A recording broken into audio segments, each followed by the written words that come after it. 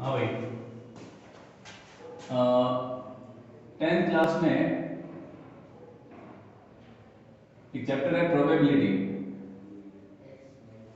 हालांकि जो प्रोबेबिलिटी हमारे सिलेबस में है वो बहुत बेसिक लेवल पे दी हुई है, तो हम एक बार देख लेते हैं कि प्रोबेबिलिटी के अंदर क्या है। ठीक है, ज़्यादा इसमें कुछ है नहीं, कुछ डेफिनेशन है जो हमें सीखनी है, जिनका यूज़ हम अगर मैथ लेते हैं 11th-12th में तो हम करेंगे। फिलहाल प्रोबेबिलिटी के बारे में जो काम की चीज़ें हैं तो वो हम देख लेते हैं। प्रोबेबिलिटी की अगर डेफिनेशन देखें तो प्रोबेबिलिटी क्या होती है? Science of chance. इसका मतलब मैथमेटिक्स की ऐसी ब्रांच जिसमें हम किसी इवेंट के कितने चांसेस है होने के, अगर वो हमें कैलकुलेट करना है मैथमेटिकली, तो हम जिस ब्रांच में इस चीज की स्टडी करते हैं उस ब्रांच को हम बोलते हैं प्रोबेबिलिटी। ठीक है, तो probability is what? It is a branch of mathematics in which we deal with the chance of an event. बात समझ में आ रही है? अब चांसेस का मतलब कि कोई भी इवेंट है उसके होने के कितने चांसेस है या उसके ना होने के कितने चांसेस है, उसको अगर मैथमेटिकली कैलकुलेट करना है तो हम प्रोबेबिलिटी का यूज करेंगे। तो कुछ बेसिक डेफिनेशन है प्रोबेबिलिटी के बारे में जो आज पढ़ लेते हैं। छोटा सा चैप्टर है इसलिए मैंने अभी ये लिया है, क्योंकि ये चैप्टर हम आराम से अपने आप भी कर सकते हैं। तो सबसे पहली जो डेफिनेशन आती है वो आती है रैंडम एक्सपेरिमेंट। अब रैंडम एक्सपेरिमेंट क्या होते हैं? तो एक्सपेरिमेंट दो तरह के होते हैं। एक होता है डिटरमिनिस्टिक एक्सपेरिमेंट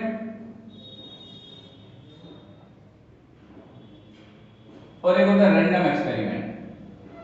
तो जब हम प्रोबेबिलिटी की बात कर रहे हैं तो हम कैसे एक्सपेरिमेंट से डील करते हैं? रैंडम एक्सपेरिमेंट से। दोनों में क्या फर्क है? तो डिटरमिनिस्टिक एक्सपेरिमेंट ऐसे एक्सपेरिमेंट होते हैं जो हम क्लास में पढ़ते हैं और उनको लैब में परफॉर्म करके वही रिजल्ट लेके आते हैं। जैसे अगर आप केमिस्ट्री या फिजिक्स पढ़ रहे हो तो आपको पता है कि अगर मैं ये प्रैक्टिकल करूंगा तो इसका रिजल्ट क्या आना है वो आपको पहले से पता होता है, तो उसको वेरीफाई करने के लिए आप लैब में जाके वो प्रैक्टिकल करते हो। ठीक है, तो उस तरह के एक्सपेरिमेंट जिनके आंसर हमें पहले से ही पता है और वही आंसर या वही रीडिंग जो है वो हमें प्रैक्टिकली लेके आनी होती है, तो उन एक्सपेरिमेंट को हम बोलते हैं डिटरमिनिस्टिक एक्सपेरिमेंट। दूसरा है रैंडम एक्सपेरिमेंट। तो इनके आउटकम पता है लेकिन फिर हम पता होने के बावजूद भी प्रेडिक्ट नहीं कर सकते कि यही आएगा। मतलब हमें पॉसिबल आउटकम पता है कि अगर मैं एक्सपेरिमेंट कर रहा हूं तो मुझे, जैसे मैंने एक कॉइन थ्रो किया, तो कॉइन थ्रो करना एक रैंडम एक्सपेरिमेंट है, क्योंकि उस केस में हमें ये पता है कि कॉइन जब गिरेगा तो या तो हेड आएगा या टेल आएगा, लेकिन ये नहीं कह सकते कि हेड ही आएगा या फिर टेल ही आएगा। तो इस तरह के जो एक्सपेरिमेंट है वो उनको हम बोलते हैं रैंडम एक्सपेरिमेंट, जिनके आउटकम नॉन होते हैं। आउटकम नॉन होते हैं, पता है कि हमें क्या आउटकम आएंगे, but we can not predict. हम उनकी प्रेडिक्शन नहीं कर सकते कि यही आएगा। या डाइस हम थ्रो करते हैं तो हमें आउटकम पता है कि या तो डाइस पे 1 आएगा या 2 या 3 4 5 या 6, लेकिन डाइस थ्रो करने से पहले ये थोड़ी कह सकते हो कि 1 ही आएगा। तो ऐसे रैंडम एक्सपेरिमेंट जो है वो हमें प्रोबेबिलिटी में पढ़ने हैं। बात समझ में आ रही है? तो रैंडम एक्सपेरिमेंट ऐसे एक्सपेरिमेंट है जिनके आउटकम पता होते हैं लेकिन फिर भी हम उनको प्रेडिक्ट नहीं कर सकते। इसने यही लिखा है, when all the possible result of an experiment are already known and no inference of any particular result is possible. ठीक है, नॉन होने के बावजूद भी आप ये कंफर्म नहीं कह सकते कि क्या आएगा रिजल्ट, तो ऐसे एक्सपेरिमेंट को हम बोलते हैं रैंडम एक्सपेरिमेंट। उसके बाद जो इंपॉर्टेंट डेफिनेशन है वो है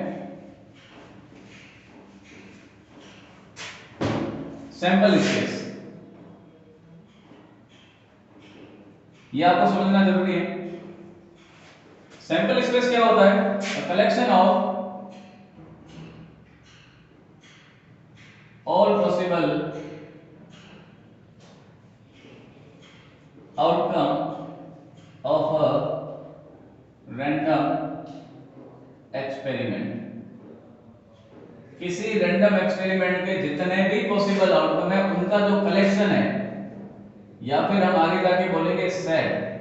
अब सेट क्या होता है ये आपको आगे पढ़ना पड़ेगा, तो उसके सेट को हम बोलते हैं सैंपल स्पेस। एंड कोई भी सैंपल स्पेस को हम डिनोट करते हैं कैपिटल एस से। मान लो मैंने एक रैंडम एक्सपेरिमेंट किया, कॉइन इज थ्रो वंस, तो सैंपल स्पेस क्या बनेगा, या तो उस कॉइन पे हेड आएगा या फिर टेल।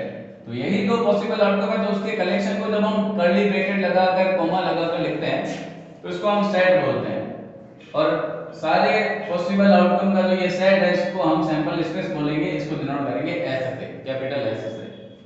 या फिर मैंने एक रैंडम एक्सपेरिमेंट किया, डाइस इज थ्रो वंस, एक डाइस एक बार फेंका गया, तो सैंपल स्पेस क्या आएगा, या तो उस डाइस पे 1 आ सकता है या 2 आ सकता है, 3 4 5 या 6 आ सकता है। तो ये सारे पॉसिबल आउटकम का जो कलेक्शन है इसको हम बोलेंगे कैपिटल एस, सैंपल स्पेस। आई बात समझ में। और ये जो हमने आउटकम लिखे हैं अंदर वाले, यहाँ पे दो आउटकम है तो इनको हम बोलेंगे सैंपल पॉइंट, सैंपल पॉइंट। यहाँ पे कितने सैंपल पॉइंट है, ये सारे 6 सैंपल पॉइंट। आई बात समझ में। तो सैंपल स्पेस क्या होता है, किसी भी रैंडम एक्सपेरिमेंट, कोई भी रैंडम एक्सपेरिमेंट आप करते हो तो उसके जितने भी पॉसिबल आउटकम है उनका कलेक्शन, और वो लिखना कैसे है, सारे पॉसिबल आउटकम को कर्ली ब्रैकेट के अंदर लिखना है, कोमा लगाकर लिखना है, ठीक है। इसको हम कहेंगे सैंपल स्पेस। कोई दिक्कत है तो बोलो, कोई दिक्कत है तो आप लोग नोट करो और आप बता देना भाई, ठीक है। इसके बाद बात आती है इवेंट की।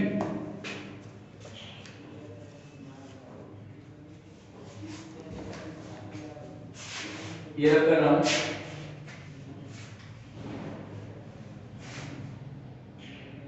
इवेंट। तो इवेंट क्या होता है, सबसेट होता है, ये साइन है सबसेट का। हालांकि ये अभी आपने पढ़ा नहीं, किसका सबसेट होता है, सैंपल स्पेस का। मतलब अगर आपने रैंडम एक्सपेरिमेंट कोई किया है तो उसका सैंपल स्पेस आपको सबसे पहले लिखना है। अब उससे सैंपल स्पेस से हम छोटे छोटे इवेंट डिफाइन करेंगे। तो जो इवेंट मैं डिफाइन कर रहा हूं वो सैंपल स्पेस का एक पार्ट है तो वो इवेंट होगा, और अगर मैं डिफाइन कर रहा हूं इवेंट वो सैंपल स्पेस का पार्ट नहीं है तो वो इवेंट नहीं होगा। मतलब अगर ये एक सेट है तो इवेंट क्या होगा, उसका एक सबसेट होगा। अगर इवेंट सबसेट है उसका तो वो इवेंट अकर होगा, और अगर वो इवेंट सबसेट नहीं है तो वो इवेंट अकर नहीं होगा। एग्जांपल देखो, जैसे मैंने एक रैंडम एक्सपेरिमेंट किया, a coin is throw twice, एक कॉइन 2 बार फेंका है, तो सैंपल स्पेस क्या बनेगा, सबसे पहले सैंपल स्पेस हो सकता है दोनों बार हेड आए, हो सकता है पहली बार हेड दूसरी बार टेल आए, हो सकता है पहली बार टेल दूसरी बार हेड आए, हो सकता है दोनों बार टेल आए। तो ये है हमारा सैंपल स्पेस। अब मैंने यहाँ पे एक इवेंट डिफाइन किया इवन, टू हेड कम, कि दोनों बार क्या आया, हेड आया। तो क्या आंसर है इसका, HH। तो क्या ये HH S में है, मतलब जो इवेंट इवन में रिजल्ट आ रहा है वो S में है। अगर है तो इवन जो है वो सबसेट है S का, तो इवन इवेंट हो सकता है, it can be occurred, it can be happen. But अगर मैं इवेंट डिफाइन करता हूं E2 और E2 में मैंने लिखा कि 3 हेड का, इसका मतलब मैं कॉइन 2 बार फेंक रहा हूं और मैं कह रहा हूं कि 3 हेड आना, क्या ये 3 हेड आना सैंपल स्पेस में है, नहीं है। तो E2 जो है वो सबसेट नहीं है S का। तो इसका मतलब ये नहीं कि E2 इवेंट नहीं है, E2 इवेंट है, लेकिन E2 इवेंट इस रैंडम एक्सपेरिमेंट में अकर नहीं हो सकता, ये इम्पॉसिबल इवेंट हो गया। कि आप कहीं 2 बार फेंक रहे हो और आप कह रहे हो मुझे 3 ऐड चाहिए, तो ये तो इम्पॉसिबल बात हो गई। तो इसका मतलब ये नहीं कि इवेंट नहीं है, इवेंट है, लेकिन ये इवेंट अकर नहीं हो सकता। This event can not be happen when you throw a coin twice. Clear. तो यहाँ पे E2 जो है वो सबसेट नहीं है S का, तो E2 event can not B occurred, but E1 is a subset of S because outcome of E1 is available in S, so E1 is subset of S, then E1 can be occurred, E1 event can be occurred. Clear?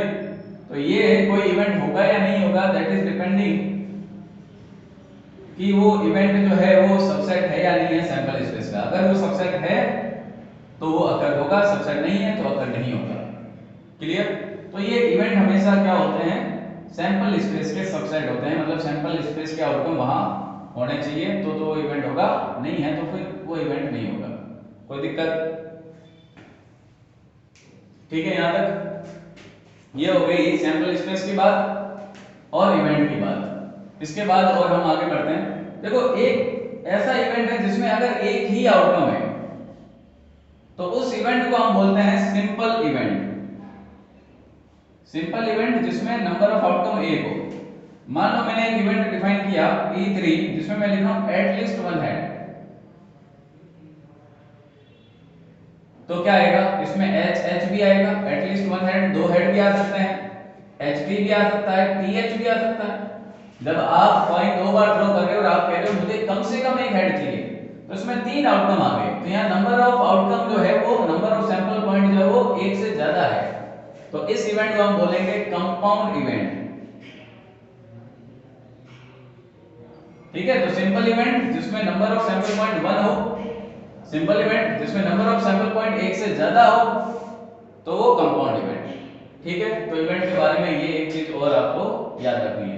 हालांकि ये सारी चीजें अभी ज्यादा use नहीं होगी लेकिन आगे काम आएगी। तो सैंपल स्पेस आपको पता होना चाहिए कि कोई भी रैंडम एक्सपेरिमेंट के जितने भी पॉसिबल आउटकम है उनका कलेक्शन होता है सैंपल स्पेस। उसके सारे आउटकम जो होते हैं उनको सैंपल पॉइंट, जिस इवेंट में सैंपल पॉइंट एक है उसको सिंपल इवेंट, जिसमें एक से ज्यादा है उसको कंपाउंड इवेंट। ठीक, और देखते हैं इसके बाद।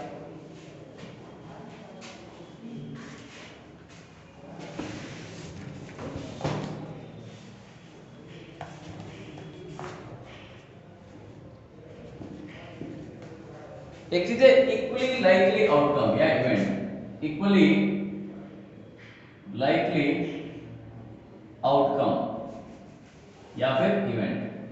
देखो, किसी रैंडम एक्सपेरिमेंट में अगर मैं इवेंट डिफाइन कर रहा हूं, सबकी प्रोबेबिलिटी अगर बराबर हो तो वो सारे इवेंट आपस में क्या होते हैं, इक्वली लाइकली आउटकम्स होते हैं। जैसे जैसे मैंने एक कॉइन एक बार थ्रो किया, a coin is throw once. अगर ये मेरा रैंडम एक्सपेरिमेंट है तो सैंपल स्पेस बनेगा या तो हेड आ सकता है या टेल, दो इवेंट हो सकते हैं। हेड आना एक इवेंट हो गया, टेल आना एक इवेंट हो गया। तो हेड आने की प्रोबेबिलिटी अगर निकालूंगा तो वो क्या आएगी, वो भी आएगी 1/2, टेल की भी 1/2। मतलब जो दो इवेंट है दोनों की प्रोबेबिलिटी अगर यहाँ पे बराबर है तो यहाँ पे हेड आना और टेल आना क्या हो गए, इक्वली लाइकली आउटकम। ठीक है, मतलब दोनों इवेंट के होने के चांसेस 50-50% है। बात समझ में आ रही है? तो जब भी आप किसी रैंडम एक्सपेरिमेंट की बात कर रहे हो उनमें जो इवेंट आ रहे हैं उनकी सबकी प्रोबेबिलिटी अगर इक्वल आ रही है तो वो इवेंट क्या कहलाते हैं, इक्वली लाइकली आउटकम या इक्वली लाइकली इवेंट। ये भी एक डेफिनेशन हमारे बुक में गिवन है।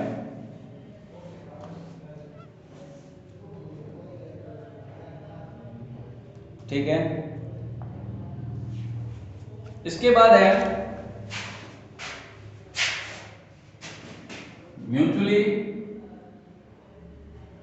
एक्सक्लूसिव इवेंट, जिनको हम बोलते हैं डिसजॉइंट इवेंट,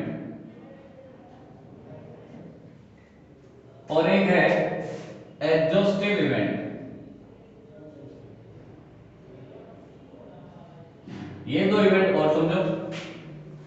क्या होता है कि एक रैंडम एक्सपेरिमेंट मैंने डिफाइन किया, और डाइस इज थ्रो वंस, तो सैंपल स्पेस बनेगा 1 2 3 4 5 और 6। इसमें मैंने दो इवेंट डिफाइन किए, इवन है इवन नंबर आना, even number appear on dice, और E2 इवेंट है odd number appear on dice. मतलब 2 4 और 6 का अपीयर होना एक इवेंट है, और एक इवेंट है 1 3 और 5 का अपीयर होना डाइस पर। ठीक, अब अगर मैं E1 और E2 इवेंट को मिला दूं, मतलब उनका यूनियन कर दूं, ये यूनियन आप आगे पढ़ोगे, यूनियन का मतलब मिक्स कर दूं दोनों को, तो क्या बनेगा 1 2 3 4 5 6, मतलब यूनियन करने पे वापस सैंपल स्पेस बन गया। तो किसी रैंडम एक्सपेरिमेंट में डिफाइन किए गए इवेंट का यूनियन करो, यूनियन मतलब उनके आउटकम को मिक्स करो, और मिक्स करने पे वापस सैंपल स्पेस बन जाए, तो उन इवेंट को हम बोलते हैं म्यूचुअली एक्सक्लूसिव इवेंट या फिर डिसजॉइंट इवेंट। बात समझ में आ रही है? सिमिलरली एक और इवेंट है एग्जॉस्टिव इवेंट। अरे यहां पे थोड़ा करेक्शन करना, ये थोड़ा गलत हो गया यहां पे। ये बेसिकली एग्जॉस्टिव इवेंट्स की डेफिनेशन है, मतलब सारा एग्जॉस्ट हो गया, यहां थोड़ा गलत था। एग्जॉस्टिव इवेंट्स मतलब दो या दो से ज्यादा ऐसे इवेंट जिनका यूनियन करने पे सैंपल स्पेस बन जाए, मतलब अब कुछ पीछे नहीं बचा, सारा एग्जॉस्ट हो गया, तो इनको बोलते हैं एग्जॉस्टिव इवेंट। ठीक है, म्यूचुअली एक्सक्लूसिव ये नहीं है। म्यूचुअली एक्सक्लूसिव की डेफिनेशन देखो क्या होता है, ये थोड़ा करेक्शन कर देना भाई। म्यूचुअली एक्सक्लूसिव इवेंट या फिर डिसजॉइंट इवेंट, इसमें क्या होगा कि अगर मैं E1 और E2 में देखूं कि क्या कुछ कॉमन है, ये कॉमन लेने का साइन है, इसको बोलते हैं इंटरसेक्शन। तो E1 में और E2 में कोई भी कॉमन नहीं है, इधर 2 4 6 इधर 1 3 5, इवन नंबर और ऑड नंबर में कुछ भी कॉमन नहीं है। तो जब कुछ भी कॉमन नहीं होता तो हम 5 बनाते हैं, सिंबल है 5, इसका मतलब कोई भी चीज कॉमन नहीं है। तो अगर दो या दो से ज्यादा इवेंट ऐसे हैं जिनमें एक भी आउटकम कॉमन नहीं हो, तो वो इवेंट क्या कहलाते हैं? म्यूचुअली एक्सक्लूसिव या फिर डिसजॉइंट इवेंट। ठीक है, और डिसजॉइंट इवेंट की प्रोबेबिलिटी अगर पूछी जाए तो ये भी बात याद रखना, हम कल पढ़ेंगे वापस। तो डिसजॉइंट इवेंट की प्रोबेबिलिटी होती है 0, क्योंकि यहाँ पे फेवरेबल आउटकम 0 है, इसके फेवर में कोई आउटकम नहीं है, ये ध्यान रखना। तो एग्जॉस्टिव इवेंट ऐसे इवेंट जिनका यूनियन करने पे सैंपल स्पेस बने, सारे आउटकम आ जाए रैंडम एक्सपेरिमेंट के, तो वो एग्जॉस्टिव इवेंट, और अगर उनमें कुछ भी कॉमन नहीं हो तो वो डिसजॉइंट इवेंट। ठीक है, ये दो चीजें और हमारी बुक में दी हुई है, तो ये भी आप याद रखना। अब आगे और देखो, फिर है डिपेंडेंट इवेंट और इंडिपेंडेंट इवेंट। देखो भाई, जैसे मेरे बैग पास एक बैग है, उसमें 3 रेड और 4 ब्लैक बॉल है। अब मैं एक बॉल निकालता हूं और क्वेश्चन है कि मैं विद रिप्लेसमेंट निकाल रहा हूं, और दूसरा क्वेश्चन है मैं विदाउट रिप्लेसमेंट निकाल रहा हूं। विदाउट रिप्लेसमेंट का मतलब कि जो मैं पहले बॉल निकाल रहा हूं उसको वापस नहीं रख रहा हूं, और विद रिप्लेसमेंट का मतलब मैं पहले जो निकाला हूं उसको वापस रख रहा हूं।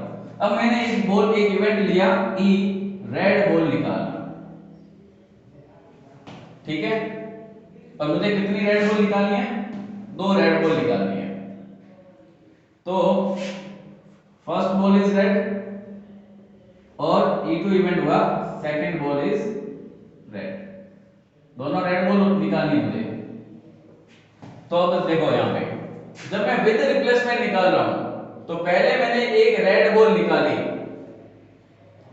ठीक है, उसको वापस रख दिया, तो जब मैं नेक्स्ट टाइम दूसरी रेड बॉल निकालूंगा तो क्या टोटल बॉल में कोई फर्क पड़ा? या फिर जो मैंने पहले रेड बॉल निकाली थी क्या उसने दूसरी रेड बॉल को इफेक्ट करेगा? वो नहीं करेगा।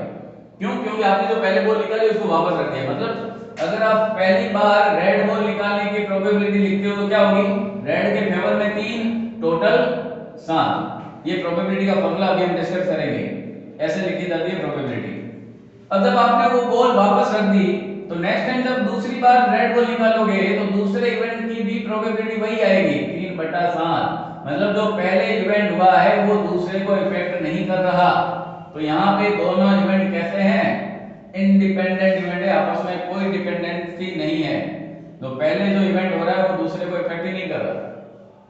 लेकिन विदाउट रिप्लेसमेंट में क्या होगा? अगर आपने पहली बॉल निकाली रेड तो उसके निकालने की प्रोबेबिलिटी 3/7 थी, अब आपने उसको वापस नहीं रखा, तो फिर आप रेड बॉल निकालोगे दूसरी बार तो रेड बॉल अब 2 हो गई और टोटल बॉल में से भी एक कम हो गई। तो दूसरी बार रेड बॉल निकालने की प्रोबेबिलिटी 2/6 हो जाएगी। मतलब जो पहले इवेंट हो चुका है वो दूसरे को इफेक्ट कर रहा है। इसका मतलब विदाउट रिप्लेसमेंट वाला ये केस कैसा है? यहाँ पे ये जो 2 इवेंट है वो डिपेंडेंट इवेंट है।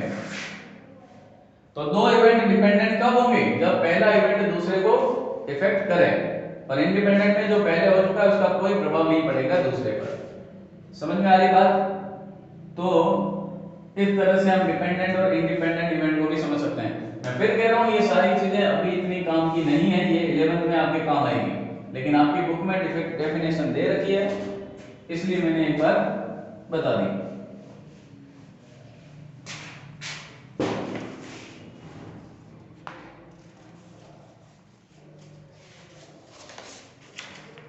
अब बात करते हैं कि प्रोबेबिलिटी है क्या। तो प्रोबेबिलिटी की डेफिनेशन दे रखी है। मान लो कि कोई इवेंट है ए और उसकी प्रोबेबिलिटी लिखनी है, तो हमें ये ध्यान रखना है बस कि उस इवेंट के फेवरेबल कितने आउटकम है। Favourable outcome of A upon total possible outcome of ए।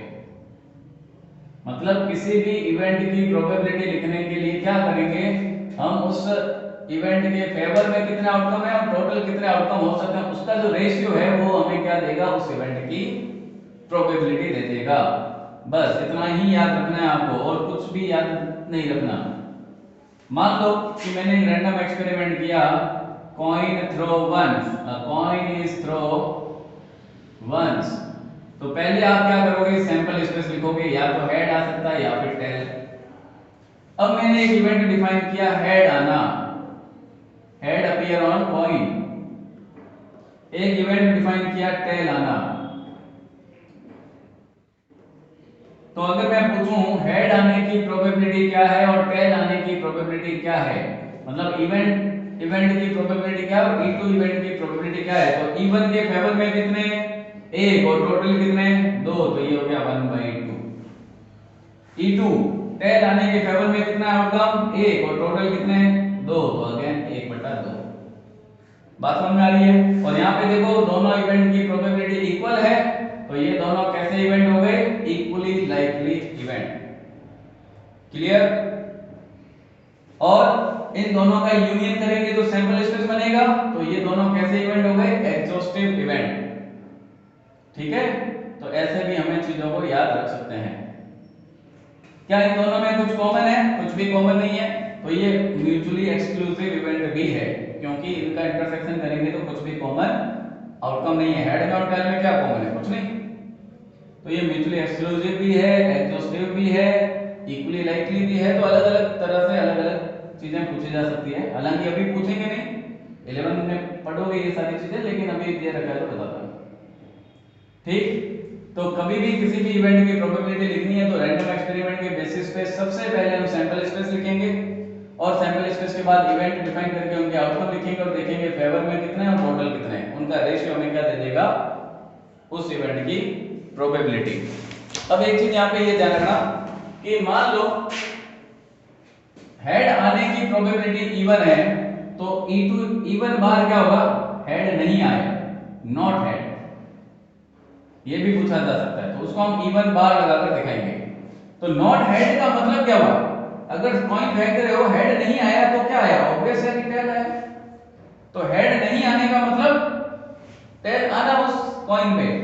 अभी हमने टेल आने की प्रोबेबिलिटी लिखी थी 1/2, तो हेड नहीं आने की प्रोबेबिलिटी भी क्या होगी, 1/2 ही होगी, क्योंकि हेड नहीं आने का मतलब उस सिक्के पे क्या आया है, टेल आया है। तो इसका मतलब यह है कि किसी इवेंट के होने की प्रोबेबिलिटी और उस इवेंट के ना होने की प्रोबेबिलिटी का अगर सम करोगे, देखो इन दोनों का सम करो, तो सम करोगे तो कितना होगा, हमेशा 1 होगा। किसी इवेंट के होने की प्रोबेबिलिटी और उस इवेंट के ना होने की प्रोबेबिलिटी का सम कितना होता है, 1 होता है। मान लो आपको किसी इवेंट के ना होने की प्रोबेबिलिटी कभी निकालनी पड़े, तो आप 1 में से उस इवेंट के होने की प्रोबेबिलिटी सब्ट्रैक्ट कर दो।